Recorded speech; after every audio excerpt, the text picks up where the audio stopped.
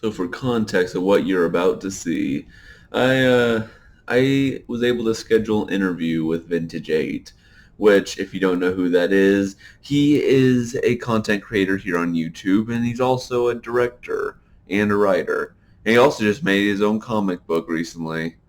But yeah, he's known for making a bunch of internet horror, and a lot of people nowadays would consider that analog horror. Anyway, this interview was about an hour long, so this was my very first interview I've ever done with a content creator, and I hope you learned something from this. All right, so yeah, how's your day been? I think that should be a starter. Yeah, it's been fine. What are we at? We were at 10:30. We're at this fallback stuff. It's been pretty good, I gotta say. All right. Worked out, got my hair cut. What else? Got a little work done on the next thing that I'm trying to put up for the channel. Now I gotta jump on after this. I'm gonna jump on some real world work, you know, stuff like that. So you know Okay. where I'm from. You know I'm from Louisiana. Where are you from? I'm actually from South Carolina. Matter of fact, that's when I think you said 11 o'clock Central Time. It's like I thought it was around like 12 when this happened because I think here in South Carolina it's like Eastern Standard Time, and that's Yeah, like an yeah. hour away. So that's what time what am I saying? Uh, time zones can be kind of confusing sometimes. Yeah, you're in the future. You're in Yeah. the future. I'm an hour ago. Okay. All right, but also I think it's like the first time I'm actually seeing your face because I think like with yeah, I think you've done some Q and A's and everything. So Mhm. this is a first for me. I wasn't expecting this. Say, Oh, I look different than what you expected me to look like. I mean that should be the same for anyone. Like you see like there's quite a few YouTubers, quite a few people that don't show their face, and then once they do, they're like you look like that the whole time. It also You said, what were you saying? no, I said, but you show yours in your channel. I've seen. I knew what you, I I knew. got I remember. I remember watching your channel because you did a review of a few things that I've done, and I yeah, know I've watched them. yeah, because I've done like I wanted to cover more analog horrors, but that's something that I've done is I've made a series basically called 3 RAM Analogs, and I think I've reacted to some of your stuff. And for Mm-hmm. some reason, like I just don't see that many good analog horrors nowadays. Because I think it's like once like stuff like the Mandela Catalog and Walton Files and stuff like that came out, I think analog horror, internet horror started getting more of a reputation. And I think that's when you started to get on the charts a little bit. Eh, Man, there's a lot to that. I probably have some strong opinions on that. It's just the whole nature of everything's changing, and I feel like independent cinema in general is going to YouTube because where independent filmmakers used to end up is kind of disappearing. And I feel like that's why we're ending up on YouTube. I mean, I'll be honest with you, I love it. I did it years ago. Just I didn't. I mean, you've listened to my Q and A's. I mean, I'm sure you know. I just kind of did it. I saw the Mandela catalog thing, and I was, I was like, well, I think I could do that. So I did one, and it was a lot of fun. It was more fun than I thought it would be. I never thought I would do YouTube stuff, but since I've done it, I'm glad I did. And I'm sure you're the same way. You probably really enjoy it. yeah, same. It also this doesn't really have anything to do with the question, but since it's been a while since I've been on Zoom, how do you when you see like the people's face cam, you know how like you can see like one person on one side, one person on the other. Do you know how to do that? This is driving me I nuts because think there's the squares like right here. Let's see. I think there's the squares at the top that gives you your view, the top right hand corner. oh yeah, I see it. It says like speaker gallery immersive. Yeah, I think you do it there. Oh, there we go. Okay, because that was just driving me a little bit nuts, is because the like the view it kind of looks better when it's side by side. I don't know how you are with that, but Yeah, mine's top down, but this is all. This or is where for they're your channel, connected not together, like mine. same size. I I have wondered. I was like, I wonder if I'm gonna ruin my. I wonder if I'm gonna ruin Vintage Eight today. Once they see my face, that's it. Nope, that's it. Done with. Done with. That's it. No more Vintage Eight. But I've not really hid myself really all that well. It's easy to go find up stuff about me. Yeah, Like easy, easy. because I think I actually did that one time. It's like, I tried looking you up like on Google, like to see like all your films. I think you've made some films that weren't exclusive to YouTube at a time, as on streaming services. And I think like your face, I think, kept showing up, but I wasn't sure if it was the same person or not. Hmm. But and yeah, so what actually motivated you to start Vintage Eight? Was it just like also forgive me if some of these were in your Q&As. I've tried making a list of a few questions, so forgive me if some of these are like repeating. But like what really inspired you to start Vintage Eight? Was it like internet horror, or was it just a hobby, or like how did it start?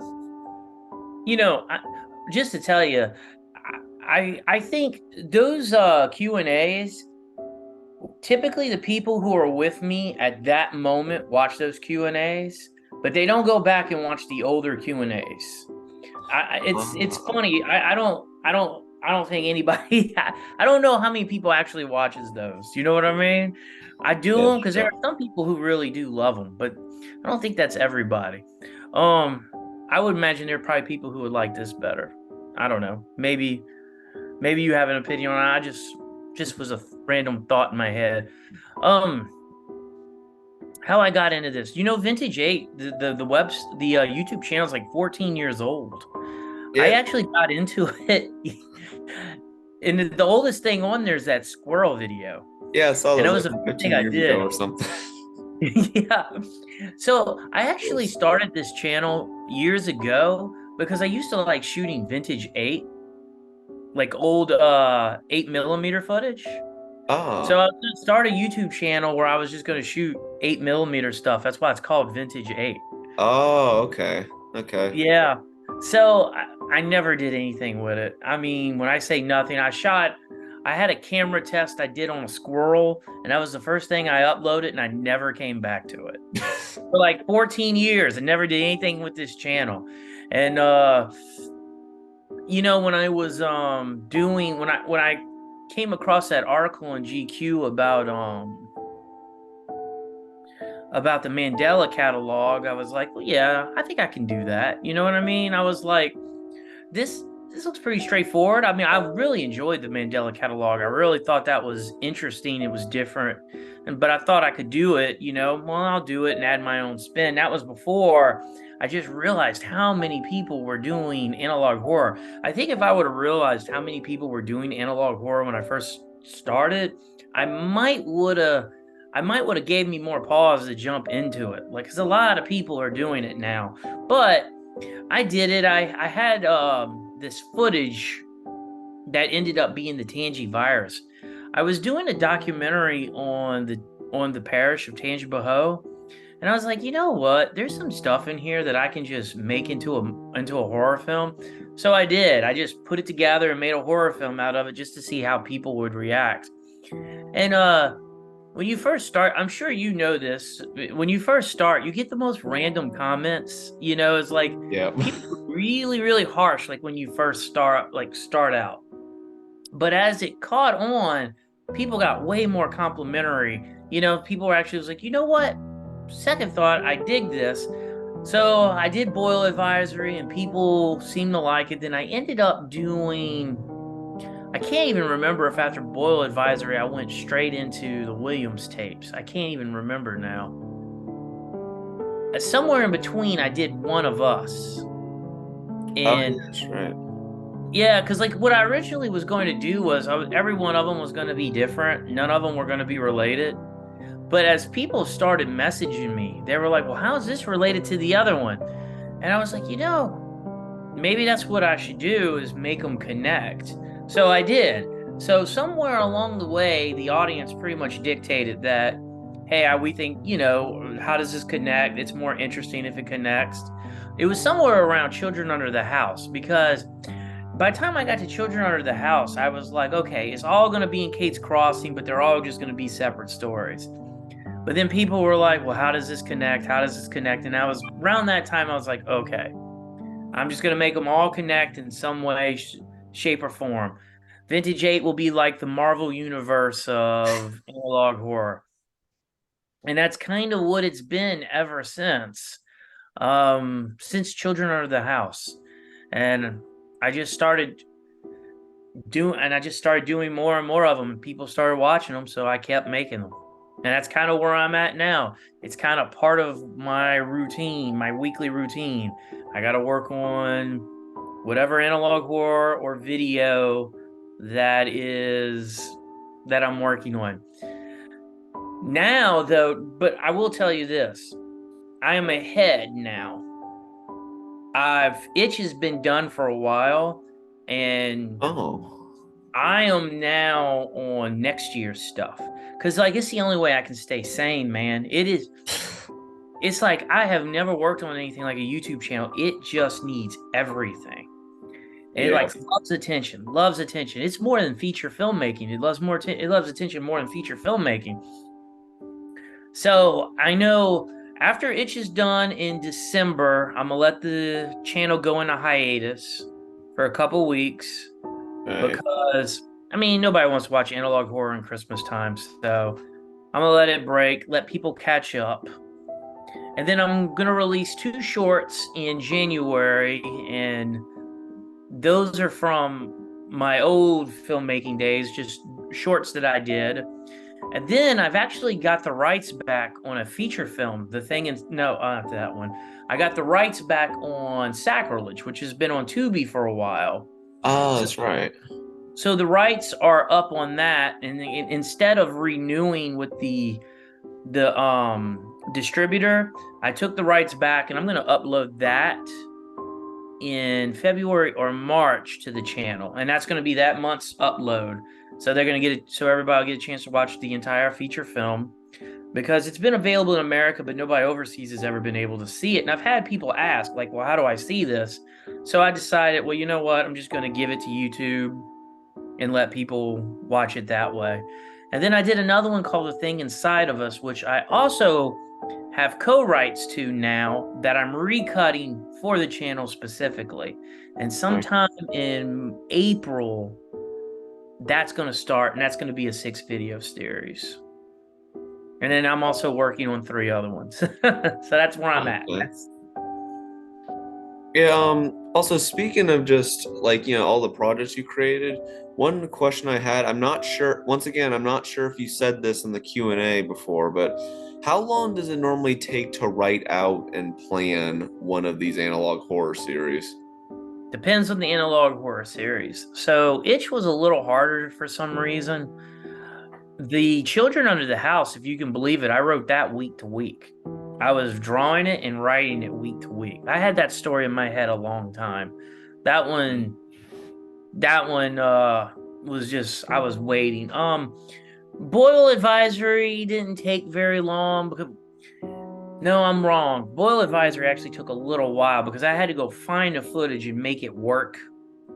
Because I didn't write that. I wrote it, but what I mean is I found the footage and then I wrote to whatever I had.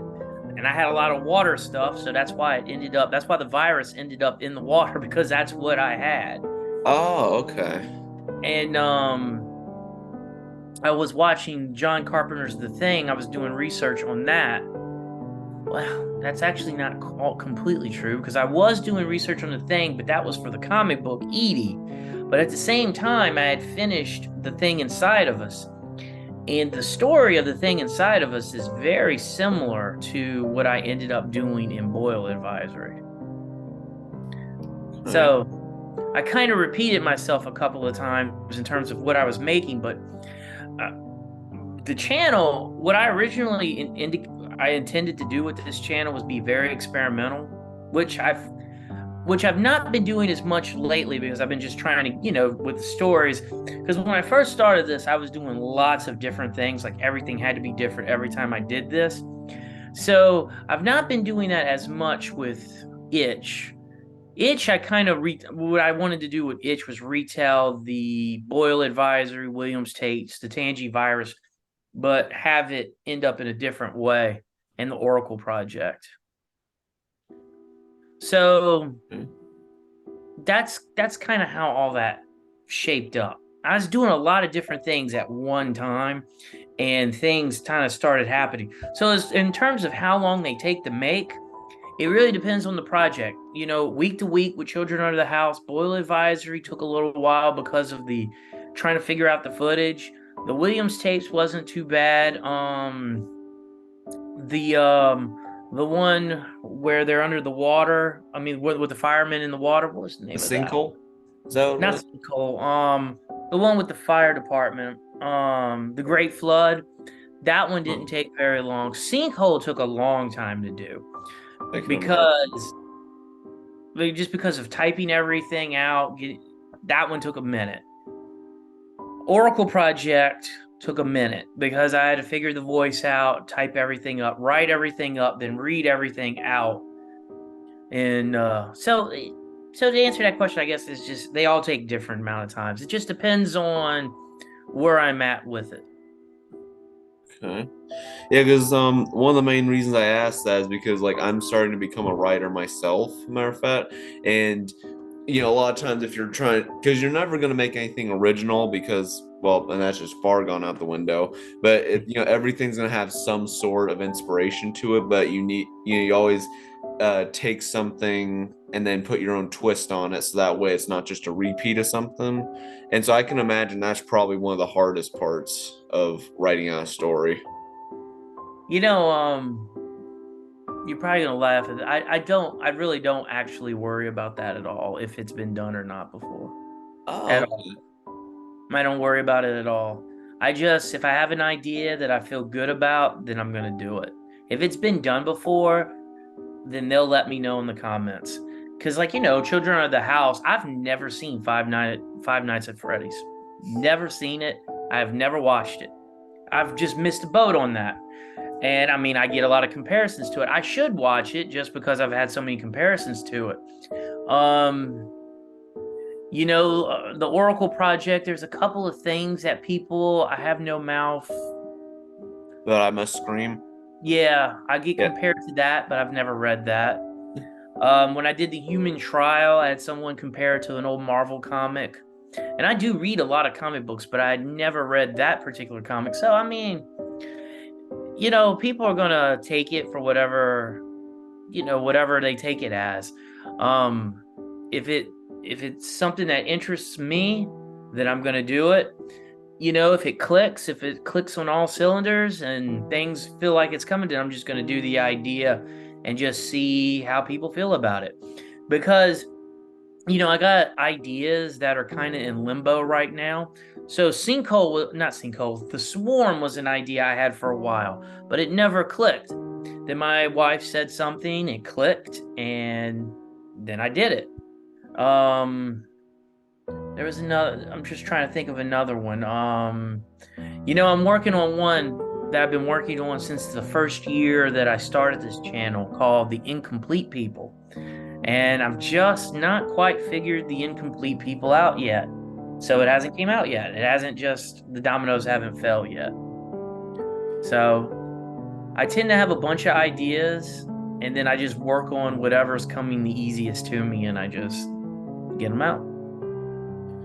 And since you mentioned like you might have an idea, but you don't really know how to, complete it or stretch it out, that was another related to another question I had was that like do you plan every single one of your series out first and then create it, or do you pretty much just are some of them you think a part of it and then you just wing it after a while? No, I outline everything because like now it's done got to the point where I got to make sure the dates and make sure I don't like cross any dates to where somebody be like, well, wait, that doesn't make sense. And Kate's crossing at this point, this was happening. So I got to really plan everything out because it's done got so big. Um, oh, you know which one took a while to come to me? Was It Lives in the Static. Oh, really? That idea took a long time, and then finally something triggered in it. I don't know what it was. I saw this old movie called White Noise with Michael Keaton, and I saw that and I was like, okay, that's how I could do this. Because like one of the things I like about this is specifically what YouTube is the limitations. It's like, well, how do you do this? Well, let me say this. I've kind of felt like analog horror is it's like, well, how do I take this big idea and do it as, I hate to say cheaply as possible, but as simply as possible. Like, how do you take this very complex idea and make it very simple and scary? And that's, to me, what the charm of analog horror and digital horror is. Even though I think that term,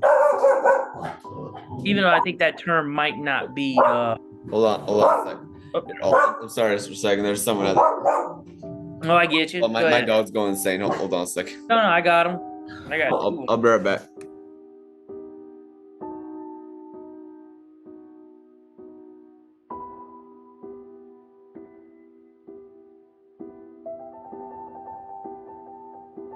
Just letting you know, this might take a minute because there's going on with my dryer, and so I'm in an apartment building. And for some reason, they're like cleaning out the dryer vents or something. So if he comes back in, then I might have to stop. That's fine. Or we can still do the interview. It's just we might stop like momentarily if they're coming back in to check out what they're doing. No, it gives you more to edit later. Hey, we had a 10-minute dryer break. But wait, what were we talking about again? Or which one were we talking about? No, I think the last thing I said, it lives in the static, was a hard one for me because it took a long time for me to figure that out. I had that idea like the first year I started this channel, and it took a minute. Just something inspired me, and I came back to it. You know. Okay. All right. Hey, also, since we've been mentioning Cate's Crossing for a while, what actually inspired that for you to make up Cate's Crossing? I know you said like I think some people were saying it was connected, but like why Cate's Crossing out of all things? Is there a little bit of a backstory to that, or is that just something you came up with? No, Cate's Crossing. So I'm from a place called Hammond, Louisiana. I no longer live in Hammond, but I'm from this place called Hammond, Louisiana, and I've did a documentary on the city. It's actually one of my first professional jobs. I did the documentary on the city of Hammond, and one of the things I learned was when they were naming the town, they had two choices. One was Hammond, and one was Cate's Crossing. So I was like, okay, well, this whole universe will take place in a world where instead of naming it Hammond, they named it Cate's Crossing. Okay. All right. That's interesting because like I've always wondered that. Is like I can see why you made a name for this connected universe, but it always made me wonder like of all things why it was a Cate's Crossing because I know you've like done that I forget what it was like 28 things you didn't know about Cate's Crossing or something, and you said like how it's established and put all the lore on that, but it's like I didn't know if there's like a real life reason. So that's fun to learn. There's actually some truth in some of that stuff. There are actually some true stories. I just mixed it with fiction. Oh, okay. And also, what is your? I think you might have said this earlier, but like, what's your favorite project that you've created here on vintageeight? Was it Children's Under the House, or was there any other ones that were really your favorites? Children Under the House is my favorite by far. Okay. By far. Don't get me wrong, I'm partial to all of them. Oracle, the original Oracle project probably comes in second, just because I feel like that's kind of when I was figuring it out. Because like I did One of Us before the Oracle project, but One of Us never took off. That one probably was my closest to trying to be like what everyone else was doing. And people didn't really respond to that one. But the Oracle project, man, it's kind of like people who like vintageeight, they fall in two camps. People who really like Oracle and the people who really like Children Under the House. Um, I like that one. It Lives in the Static was a pretty good one too. I like that one quite a bit. Um, I mean, don't get me wrong, I like them all, but those are my tops. And I thought the Human Trial came out pretty well too. I had a lot of fun making that one. Yeah, I gotta say the human trial was really interesting. Like I will admit, like I know there's not gonna be anyone who loves every single one of the projects, but you can definitely see you put a lot of work and put your own unique twists on all of them. You I, I know, I really respect that in a creator. I appreciate that. You know, the funny thing is if I've told people I've had people say, "Well, I don't like this one," and that's good to me. That's good because if I was making everything the same, you know what I mean, Yeah, then just get everybody's boring liking it. after a while. Yeah, it kind of feels like I'm not trying anything new if it gets like that. You know what I mean? Like part of the channel is to fail. Like I'm not upset if a project comes out and no one likes it. To me, then that's at least interesting, right? Like, okay, well, why did everybody turn on this one? Why didn't this one jive with people? To me, that's interesting. It's still a part of the whole world that you created, but to me, it's interesting that if something succeeds or not. Because you end up learning a little thing about how people respond to things, and how the visual language and how people take it. You know, I really couldn't tell you why one of us didn't take off. I've had people come back to it and did like it, but I'm, I will say that when I did Children Under the House, I actually didn't think anyone would like it. I thought they would hate it. I might be one of the reasons why I like it so much because I was actually really expecting people to be like, "This is boring. It's just children drawings," but that one struck a nerve with people. And I've had people who did not like analog horror really respond to that one. Oh, okay. Yeah, that's interesting because because what am I saying? Because like I feel like in my opinion, this is like my personal opinion when I saw Children Under the House. I think something that really just made it stand out among all your other works is because like that's something I really like about your styles that you put in multiple either like um what am I saying like styles of storytelling. Like for that one, you had some moments where what was her name? Like Julie Lee, is that what her name was? Oh, The Julia Liu? Yeah, Julia Liu. It's like the therapist lady.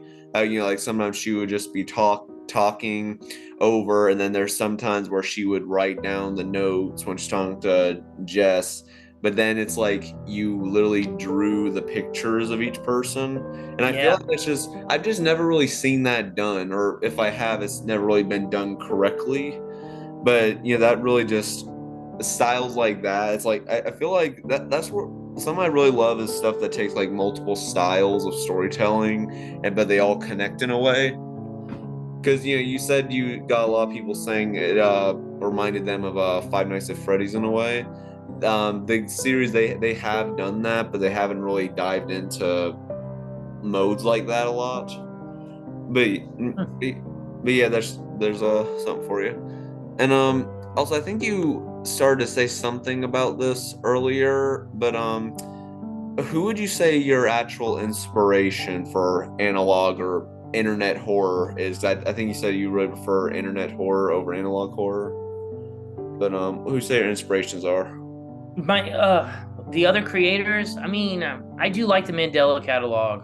I mean, I think it kind of seems like everyone likes the Mandela catalog. You know what I mean? I feel like that's the one that got everybody interested in it. Um the back rooms I find very interesting. Um I'm blanking on their names, but I also like the guy who did Skidamarink. What's his I name? I don't know. I could probably look it up, but yeah, wasn't that analog horror movie that came out, like the Yeah, theatrical one? but like his channel is very interesting. Um, Let's see. Well, Kyle Edward Ball, is that who you're thinking of? yeah, The Ball, guy who that's his directed it? name. I hate when I blank on their names. But his stuff is very interesting. Um, I like let me pull. easiest thing would be to pull up my YouTube page. You know who his name is Saban, and I find him very interesting. Saban? Yeah. Yeah, Sagan Hawks. I said Saban, I'm sorry. Sagan Hawks. I find his stuff. He's not doing analog horror, but he does like where he I found the dissects channel. stuff. He's Oh, so, really oh, he's one interesting. of those people that dissects it. Oh yeah, because I saw he made a video. I think you actually said this in your community post that he covered children under the house, and like I actually watched that one. That was actually interesting. Yeah, like he does a really good job with it. Boz is really cool. You know, AZFK is really cool. Um, let's see, but in terms of that, those were probably one. Like Alex Kister, the back rooms. I think it's Ball, and I think his site is called Bite Sized Horror or something like that. I think that's what his channel is called. Like that stuff is interesting, you know? Yeah. That would probably be my the ones that I would take or my tops. Okay. Since I've started making this stuff, I really don't have a chance to keep up what everybody's doing and what everybody's jumping on. Yeah, that's true. Sometimes that's for the best though, because sometimes if you follow the trends, that can get you lost. Yeah, 'Cause, like that's true. that's actually what happened to my channel is because I was actually gonna do a deep dive of your channel a little while ago, but a bunch of trends and a bunch of other things came up that I thought I had to do stuff on, and so that got in the way. So that's an example of trends can ruin something. Yeah. Oh, also it says my Zoom meeting has only like 7 minutes left before it stops, so I don't have pro. That's fine. We'll just do. I'll just click the link again and we'll go back to it. All right, so all right, so yeah, so Zoom was not being kind to me. That I had to download again. I had to reset my password because I forgot what my password was. So we got all that. So because the first time it didn't ask me for any information, it just let me do a free meeting, and so now I had to sign in. I don't remember what my password was, so I had to reset everything on that. So that was fun. But all right. So wait, hold on. So what was the? Yes, I asked like what your inspiration for internet horror was, and you said didn't you say like you were inspired like like there's Mandela Catalog, the back rooms, and I think you said the guy made Skinamarink and Yeah, ball. yep. And then didn't you say you liked Baz's stuff? Is Yeah, isn't Baz doesn't he react to a lot of stuff? Isn't that what he does? yeah, he does. I like Baz's stuff. Sagan Hawks. The hipster snack. I like AFZK Okay. stuff like that. Yeah. They've Also, all. what was that? What was that last I person? said no. I said they've all been. They've all reached out at one point or another, and they've been really good to work with. Oh, really? Okay. Sorry, I just fixed me some lunch earlier while I was waiting Right. for everything to convert. But anyway, did you say so you say Alex Kister reached out to you like No, most no, of those he's people not. or just okay? So it's No, just no. Baz and like a few other people. Baz has just done reactions. True. AZFK has. He was in the swarm. Of course, Sagan, he reached out before he did his review. Um, and then the hipster snack did a review. He reached out, and he's actually lent his voice to a few things too. Oh, okay. And also, if I was to recommend someone to you, do you know who Baddington is? It does sound familiar. So, like I've covered like one or two of his things before, but what he is, so I don't know if you noticed, but like when the of how popular Five Nights at Freddy's got back in like the quarantine days, people made a bunch of analog horror tapes. I think they're called the FNAF tapes. And there was this one guy. I think his name was Skimpus McGrimpus. I think is what it was. But he would make all these like tapes on his own interpretation of the series, and they blew up. And so Baddington just recreated them and made them much scarier. But what he does, he adds a lot more depth into stuff, and he's also made like a few series that aren't really FNAF, but they're close to it original. Like if you ever heard of Harmony and Horror, that's like one of his most popular series. But I don't know, it's just like analog horror, like weird analog horror that seems original. I'd recommend his stuff, to be honest with you. Hmm. So anyway, and also, how long did it take you to come up with Edie? Because I think I saw one of your recent videos. I think it said like the 6 minute long video. It said that I think like back in, was it 2018 that you got the Something inspiration? like that. Yeah, so it was something like that. 2018, and that's when I started working on that particular project. Edie, I mean, if you watch the video, then you know Edie is a long story. Like that one's a lot of ups and downs. I intended on making that into a movie because that's what I do. I work at film production, and I had tried for a long time to get that one made. It just the business has changed so much, and that's part of what I like about YouTube is that so just to give you a backtrack, I worked on a movie, I directed a movie years ago called Proof of the Devil. And it's a found Oh, footage horror film. It didn't come out all that well. We we were just out of school and we were making this movie, and we ended up getting a distribution deal on it and everything, but we made that movie over 7 days. And I mean, we were just running and gunning. I mean, it was one of the more fun movies I've ever worked on, but it could have been a lot better. That was when the found footage for craze was going on, and we saw something and we did it. And years later, I ended up doing another movie called Sacrilege, which came out really well, which I'll be of course uploading to my channel soon. Um that came out really well. And that was kind of like, okay, I enjoyed doing this. I'm going to give it another shot. And then I ended up doing the other movie called The Thing Inside of Us, which I made a feature length movie for $250. I made an entire movie for $250, and I got some friends to do it. And I did it because I wanted to see if I could. I just wanted to see if it was possible to make a movie that low.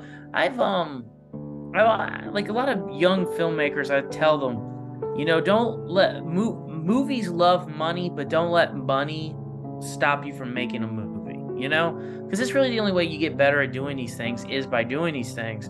So I ended up making that movie for that price.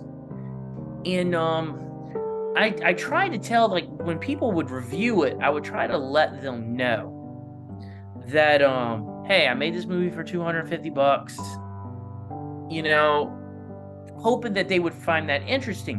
But what I quickly learned is no one thought that was interesting. No one, not one person oh, thought it was interesting that I made a feature length that low. And they reviewed the movie on its own merit. And it did all right. The reviews did all right for what it was, but it was an experiment.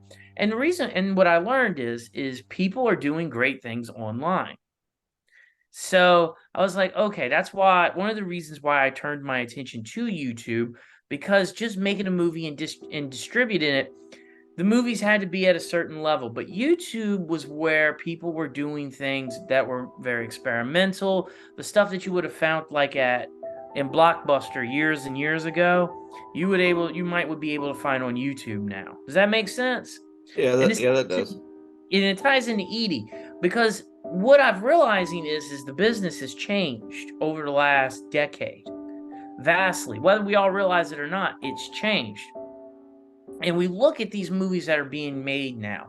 Everything's based on something. You look at Marvel Comics, they're based on something. Even Oppenheimer, I mean, it's based on something. Something. Barbie, based on the toy, right? Everything exists in some other form before it becomes a big movie. So that's why I started realizing, like, it's just not going to be, an audience is not going to find it interesting that we've made this movie for this price. We've seen that story with the Blair Witch Project. We've seen the story with Paranormal Activity. this stuff is now going to YouTube, and this is where filmmakers are making a living. They're putting their stuff out there. People are watching it. They make money on it. Well, the same thing goes with what Edie. No one was interested in Edie, not because they didn't like it or think it was good. It did, as I shared in the documentary, it did all right in festivals, and I talked to people about the project, but it was not based on anything. And Edie is a much more complicated thing. I actually thought about turning it into an analog horror before I turned it into a comic book. I considered doing that, but it's just too involved. The effects are too big. It was just too big of an idea. So comic books is something I've always loved. I've been reading comic books probably my entire life. So I decided to turn it into that. And then, just pretty much, it's true. It happens exactly how I explained it in that little documentary. I met up with somebody who knew Rob Guillory. He mentored me. I turned it into a comic book and then went into the and tried to get it published. Thankfully, Blood Moon found it interesting, and it's going to come out in 2 short months. Anyone watching this, you can pre-order it right now. As of November 6th, you can pre-order the book. But, and I'm going to tell you, because of the channel, I've made Edie a part of the vintageeight world. It takes place near Cate's Crossing. That's why I include it in the media, not just to promote it, but it does take place in the world of Cate's Crossing and all that. It's just another one of those weird things. It just happens in the town of Livingston instead of Cate's Crossing. But Cate's Crossing is mentioned in the comic book. In the very first issue, Cate's Crossing is mentioned. Just like my next one. I'm already writing another comic book called The Demon Inside. It's already completed. As soon as Edie is finished, we're at the very last stages right now of drawing Edie on issue 5. As soon as that's done, we're going to run right into The Demon Inside. And that takes place at Cate's Crossing University. So, it's kind of like just trying to find different ways of telling stories, in different realms, different formats. Yeah, because that was actually going to be the second part of my question is, does it relate to Cate's Crossing in any way? It does. It does. Because if it doesn't, I know what will happen is somebody will read it. Hey, does this take place in Cate's Crossing? I'll have that question come up. And I'll have it on my channel. Like, well, why doesn't it take place in Cate's Crossing or near Cate's Crossing? So at this point, Stephen King did it. Of course, he does it much better than I'll ever do it. But everything takes place in his fictional world of Derry. I will, of course, do the same thing. Not Derry. Castle Rock, right? I'm not really sure. I know he made a series, I think, of The Haunting of Castle Rock. Yeah, Castle Rock. Because I've never really personally read any of Stephen King's works, but I have seen some of his film adaptations, and I honestly didn't really even know that until now. Yeah, everything takes place in kind of a joined world, so that's what I'm gonna do. Why remake it, right? Why it works for Marvel Comics, works for DC Comics, it can sure work for me. I will say I do like how simple your world is, because I've realized that about a lot of things that you've done is it's pretty much a realistic world, except there's normally 1 or 2 supernatural entities or supernatural things that cause the episode to happen or cause your series to happen. And just in my personal opinion, when it comes to creepy supernatural stuff, that's a lot of times how you do it best, is make it very realistic, but then put something completely paranormal or supernatural in it, but don't make the whole world be like that. And I feel like that's what Cate's Crossing is, isn't it? It's pretty much just a normal place in Louisiana, but has some cursed secrets in it. Yeah, and as you'll find out, there are other areas as I expand, because everything can't take place in Cate's Crossing, as I did with was Itch. Itch is in St. Rock, and then in Swarm is in Independence, which is a real place. But yeah, Independence. I actually went to high school in Independence, but Independence, Louisiana is a real place. So sometimes Livingston's a real place. But there are going to be some new towns that don't exist as I go forward. You know, just so things don't keep running into each other. Uh, and also, I know that you said earlier, like when you're making different projects, that you find an idea that you think's interesting. A lot of times, like I realize something about a lot of your series is either it's just plain weird or there's some that dive into a specific fear or phobia. Do those coordinate to a lot of your own phobias? Like, for example, Itch, how it had like trypophobia. Like, is that something that you always fear, or is I it don't just something have creative? I don't have trypophobia, but I find it interesting. Like this idea of that whole scare people. That was a new thing for me with American Horror Story that I found out people just thought that was something that would hook them out. Huh. Um, but I do write about things that do scare me. That's true. Yeah, things that I think about or worry about. Or Edie is definitely that. Edie is a lot of, as I said in that, I'm a dad and of a very young girl, and a lot of my fears went into that one a lot.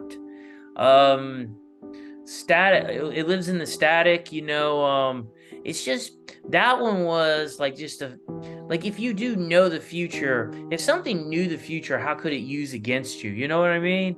Yeah. That diseases, of course, I think everybody on some level is scared of disease. And the What do you thing think about COVID was? yeah, exactly.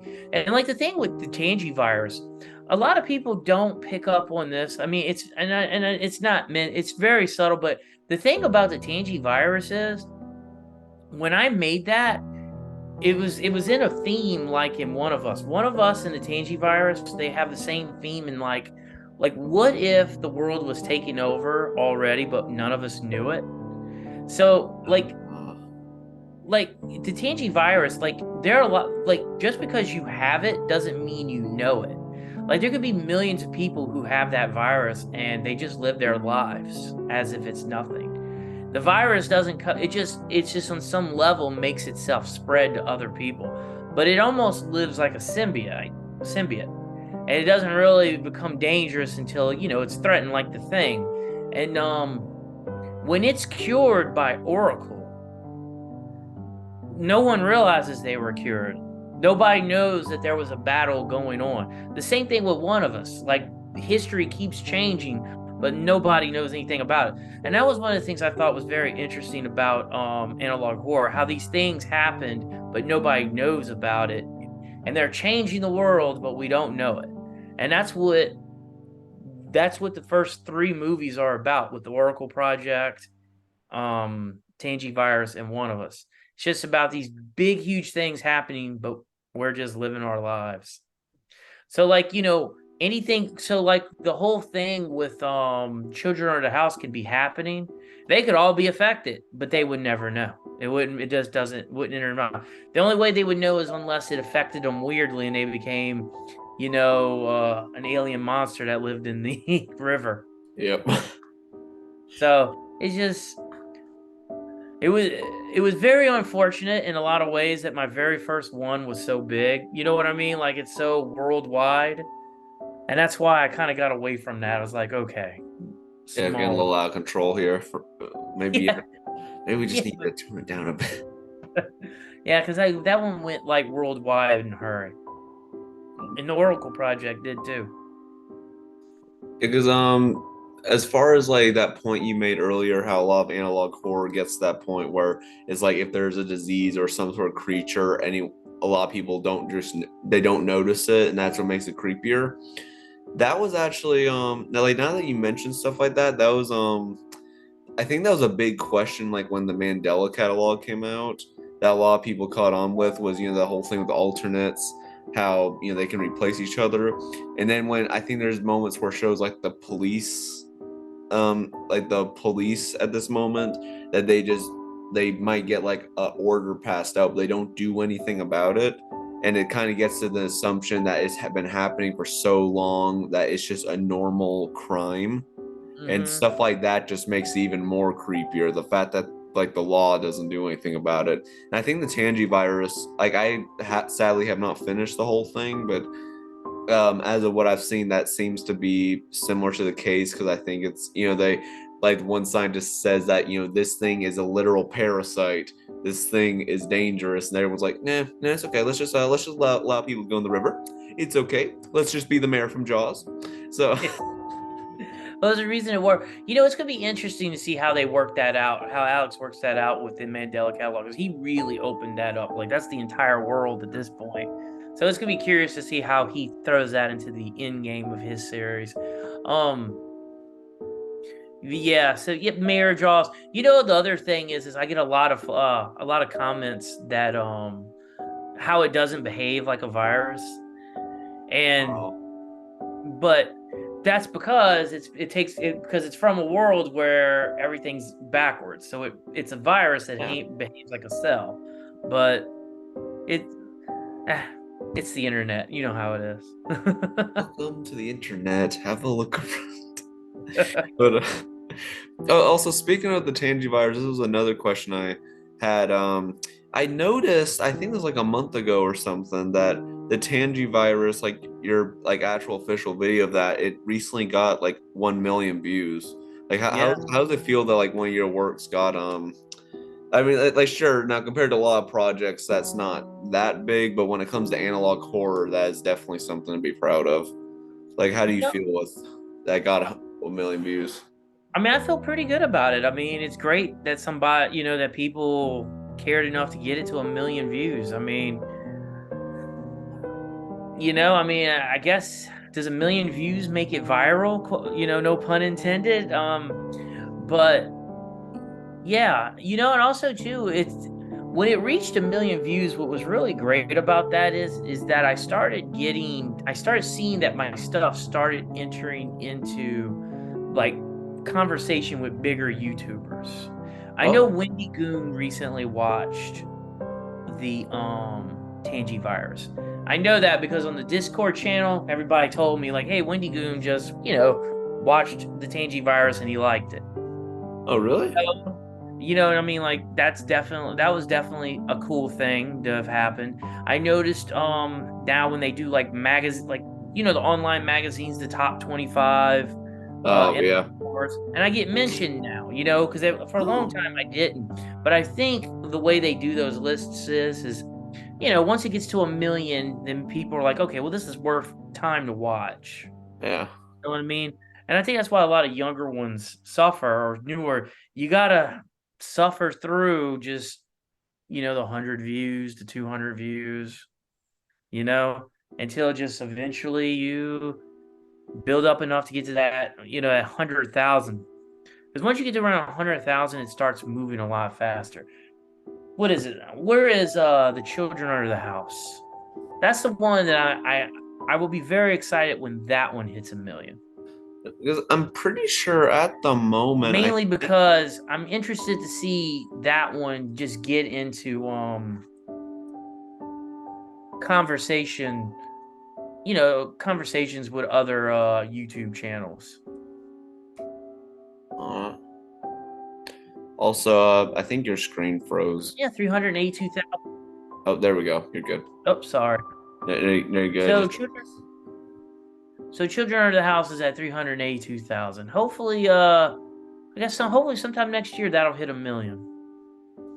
Hopefully. Because you do good stuff. It's just like you might just need the algorithm to show favor on you. I mean, I've been doing this stuff for like 3 years, and the algorithm has never really blessed me. So, and like literally for like 1.5, 2 years, I didn't even know what I wanted to do. I was literally just doing whatever. But then now I got to deep dives. But yeah, I didn't know Wendy Goon saw your stuff. I think they let me know that a couple weeks ago on Discord. Somebody had mentioned it to me. Now we just need Nick Nocturne to watch it. Do you know who that is? Nick Nocturne, or otherwise known as Nightmind. Oh, I do know who Nightmind is. Yeah. He does very good stuff too. Yeah, he's not like yeah, his name is Nick Nocturne. It's like sometimes you'll hear me called that, and sometimes just Night Mind. But yeah, like I'll watch his stuff sometimes, and like I feel like like your stuff would probably be a good deep dive for channels like that. You've done some. You're now what? You're at 1,000, aren't you? Over 1,000 on your subscribers, right? Surprisingly not. I actually thought you were at over 1,000. There's a few people I think friends of mine that thought I was there, but nope. Sadly, I'm not. I'm still at like I think I have like 736. You know, it takes forever to go from 0 to 1,000. It really does. Yeah. 10,000 to 10,000, it's weird. It changes and it starts getting faster and faster. But and then you'll notice in periods where you grow faster than others. Like right now I think is probably a slower time for analog horror because we just went through Halloween. Like Halloween's really big, the summer's really big. Then when you start getting to the holidays, I think people watch YouTube less because a lot of people who watch this stuff is probably in school, so they're focused on that. There's always I've noticed that there are growth periods in the internet too. Though I imagine if you got something that was really viral and shared in schools, it would be really good too. I don't know. I'm kind of just thinking and talking at the same time because I don't think anybody has figured out the YouTube algorithm. I don't think it's even possible. See, I think some people like somewhat have, but it's gotten to the point where it pretty much changes like every day, or like at least like every year, and so that kind of downgrades on it. Like I think if you know MatPat is like the game theorist and film theorist, I think he did I think a series at one time or something about like covering the algorithm of like how the algorithm works, and it was interesting, but it doesn't really as far as like recently, it doesn't really help that often. Well, I don't know how it helps with like analog horror. Like I see where like what Mr. Beast does. Like I've watched that and how he does it, and I see how that works because of what he does and those pictures he posts up. At the end of the day, when you're doing horror stuff, you're only going after some of the audience. Like grandma's not watching this stuff. The stuff that I'm doing. The people who are interested in what we're doing are people who's interested in horror films. That's a lot of people, but I guarantee you there's more people who want to watch a cat video or hamsters than, analog horror. And that's fine. I mean, I'm doing this because I'm trying to build a brand, off of I've always loved horror films. I like the idea of doing any type of horror film.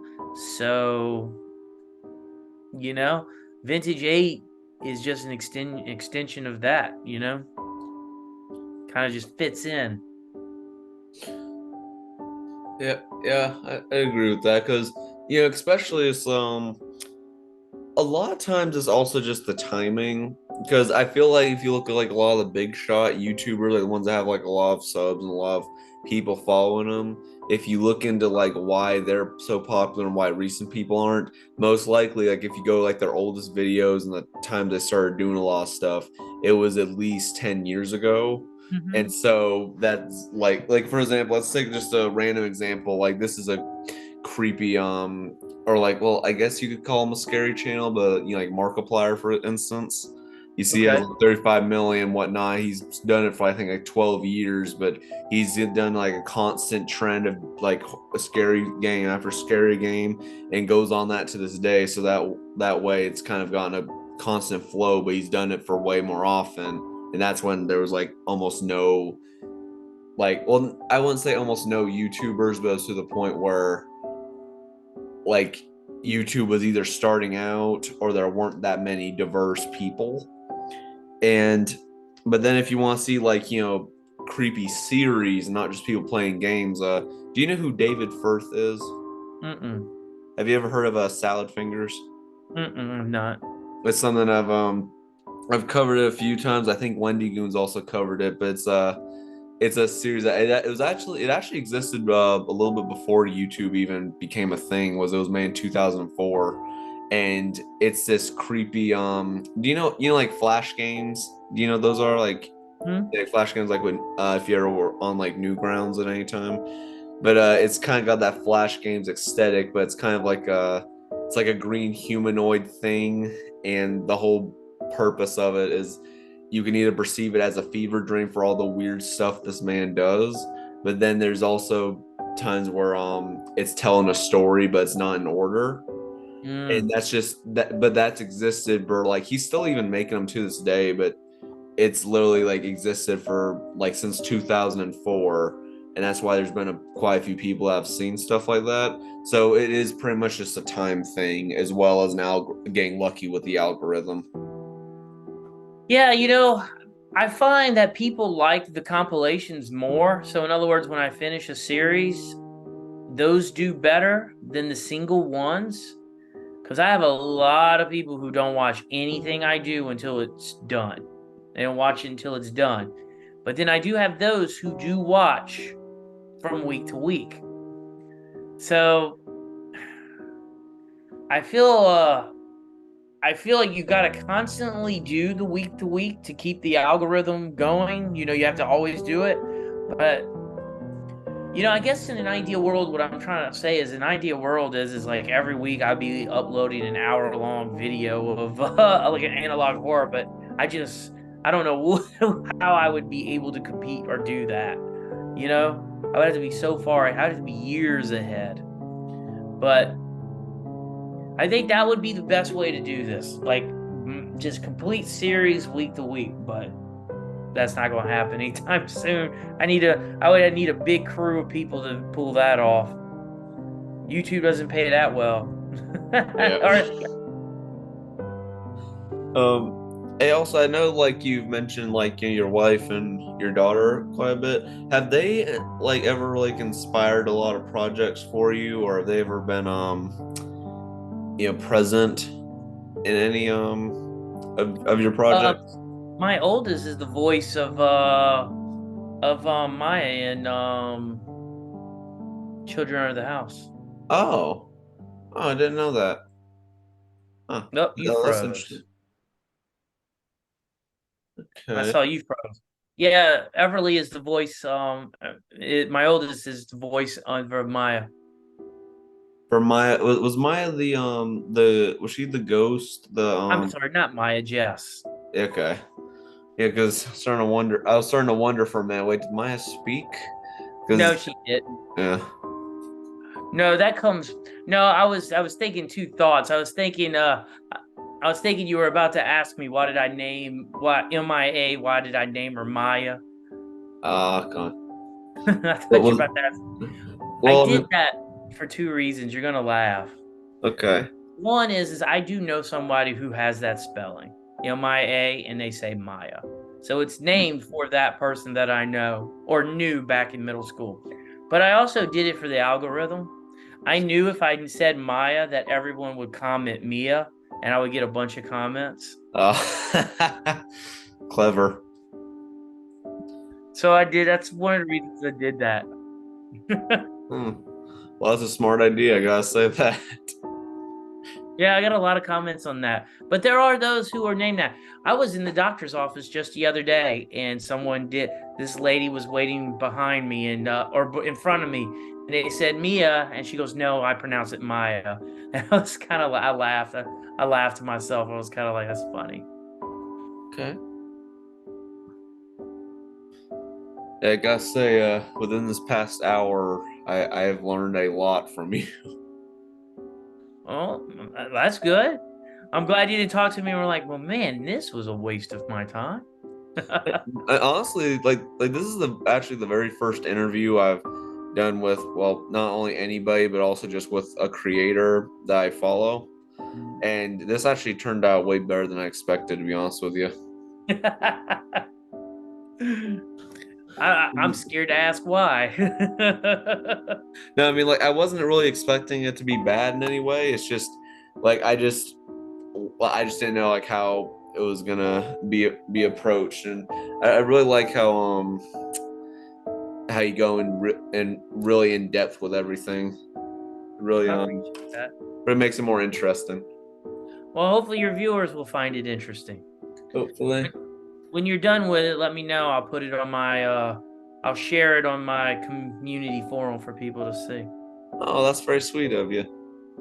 I'll see what I can do with it. See how I'm gonna edit this together. So Well, this, I'm gonna tell you this. I think that's kind of part of this is like, like you look at some of these creators who have gotten big, they've worked with other people. You're available. It's social media. You know what I mean? I yeah, mean, we're supposed to be meeting each other, and I used to reply much more often on my YouTube than I do now. Now it's got so big, I just can't keep up with it, like with the comments. But every now and again, I'll go scrolling through there and I'll comment on a few that just stand out. But I try to keep it like where you're meeting new people, because I mean, when you're doing anything creative, you got to go out there and meet people. You got to let them know. It's part of, you can like a story, but really when people buy things, they buy, they're buying that with, they like the way you look at something. They're buying you at the end of the day. Same thing like what you're doing. You're selling yourself. And like, for people to go buy Edie, they're gonna, they have to like me on some level, or like the cover, or like somebody who's working on it. So it's part of it, just getting to know people, and just enjoying the process. It's really what it's all about. I'd agree with that. Yeah, it's a good perspective. Is there anything else that you want to talk about before we end the interview? I would like people to check the comic book out. I can't. I know I've been saying it a lot, but it's one of those things. It's a passion project. I would really like that to be successful. I would really like my career to be comic books and YouTube, if I can manage it. I kind of foresee vintageeight, and I feel like this is the future of filmmaking is on YouTube. I've heard other people say it, but I really do feel like the future of independent cinema is on YouTube now that we don't have DVDs. It's very expensive to get your movie distributed. It's just an expensive process. It takes a long time to make your money back. But YouTube, you get to go, you're directly with the people who are interested in you. And you're making, you can start making some of your money back almost immediately. Don't get me wrong, it's not millions of dollars. I imagine some of those people are making millions of dollars, but it's it's part of just where I just think it is. It's not, and not only that, and I think the most important thing is it's all about building an audience now, and just building people who are interested in what you're doing.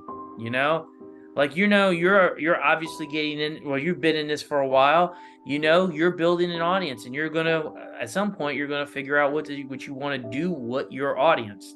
You say you want to write stuff. Well, you're building that audience for that. And that's the same thing I'm doing. I'm hoping that people will pay attention and go look at other things that I've done, specifically Edie, the Demon Inside, the next project, and the other great thing is it makes it easy to reach me. You know, Yeah. so I mean, people can message me through here and hey, what else you got? What are you doing? So social media is really great. It really is the future of filmmaking. It is. And when you said that it's expensive to distribute your own movie, is that why the films you made are on streaming services and Yes. didn't get like theatrical releases because it takes? Okay, that makes sense. Takes a long time. So filmmaking, when you distribute, they make their money back before you make your money back. That makes Depending sense. on your deal. Depending on your deal. This is low budget filmmaking. And now that we don't have physical DVDs anymore, it's harder to get there because you make like 20 cents on a view, whereas a DVD, you made $1 on a DVD. Every time they press the DVD, you made $1. So it was way more lucrative back then than it is currently. So we've had to change things up. Okay. Oh, that makes a lot of sense actually. All right. Well, the meeting's about to end in 2 minutes anyway. But Yeah. yeah. Is there any So I mean, was there anything else that you wanted to talk about though? No, Is I that got a bunch of new stuff coming out next year. Anybody who's been in, I can tell you that the Married to a Sleepwalker, Sacrilege will come out next year. I'm working on one called They Come with the Storm. Hopefully that's next year. I'm working on a found footage series that should be on Oh, here next year called Follower. okay. So there will still be analog horror. I'm not getting away from that. But I'm really hoping in the next year to up my game in terms of what people see on my channel. All And it right. all takes place in Kate's Crossing. Nice. And There's I will also say this. It was a pleasure talking to you before our minute and 35 seconds. yeah. It's like, Oh, do you see it as well? yeah, I see it. Oh, So before it goes out, I want to say it's been a pleasure talking to you. I'm glad to finally meet you, and I appreciate the reviews you've done on my stuff. And yeah, I hope I continue doing stuff that you find worthy of reviewing and watching. So I appreciate it. thank you. I'm glad that I could finally meet you as well. Because we've talked to each other in the comments a few times, and I've obviously seen your stuff, but this is a whole new experience actually interviewing you face to face. You should consider doing more of these with other creators. I think you'll find most creators want to meet new people. So, and I think I'd be curious to see who watches it. Maybe people like it, maybe not. But well, cool. Yeah, Well, I that's plan it for I me. plan to do that. I plan to do that soon. But and hey, I'm glad that you were my first though. I appreciate that. It was a good start to my day. All right. Hope it was for you as well. Very much so. All right. Well, as I said, this was fun. Hope your family continues to do well and as well as Thank your you so career. much. Same thing with you. Appreciate it. Thank you. All right. Well, this was fun, and I'll. All right. See you, Paul. Do you Talk prefer soon. Paul or vintage? Vintage. Call's All right, fine. Paul. All right. All right. See you, Paul. All right. This Take it was easy. fun. All right. See Bye. you. Bye bye.